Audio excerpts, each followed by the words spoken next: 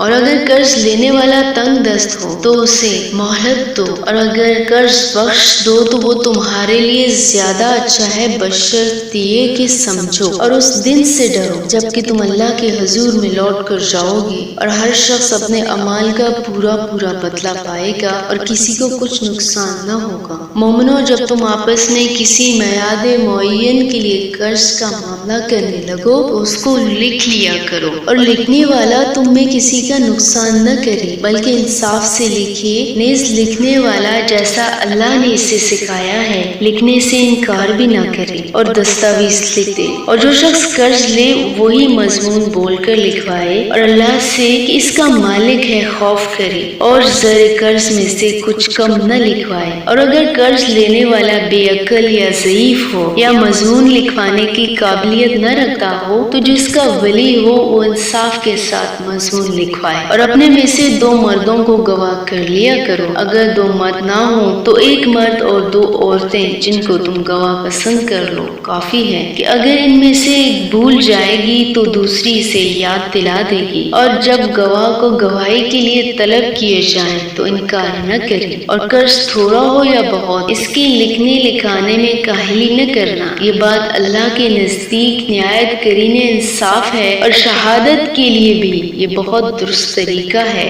اس سے تم کو کسی طرح کا شک و شبہ بھی نہیں پڑے گا۔ ہاں، اگر سودا دست بدست ہو جو تم آپس میں لیتے دیتے ہو تو اگر دستاویز نہ لکھو تو تم پر کچھ گناہ نہیں، اور جب خرید و فروخت کیا کرو تو بھی گواہ کر لیا کرو، اور کاتب دستاویز اور گواہ کسی طرح کا نقصان نہ کرے، اور اگر تم ایسا کرو تو یہ تمہارے لیے گناہ کی بات ہے، اور اللہ سے ڈرو اور دیکھو کہ وہ تم کو کیسی مفید باتیں سکھاتا ہے، اور اللہ ہر چیز سے واقف ہے۔ اور اگر تم سفر پر ہو اور لکھنے والا نہ مل سکے تو رہن یا قبضہ رکھ کر قرض لے لو، اور اگر کوئی کسی کو امین سمجھے تو امانت دار کو چاہیے کہ صاحب امانت کی امانت ادا کر دے، اور اللہ سے جو اس کا پروردگار ہے ڈرے، اور دیکھنا شہادت کو مت چھپانا، جو اس کو چھپائے گا اس کا دل گناہگار ہوگا، اور اللہ تمہارے سب کاموں سے واقف ہے۔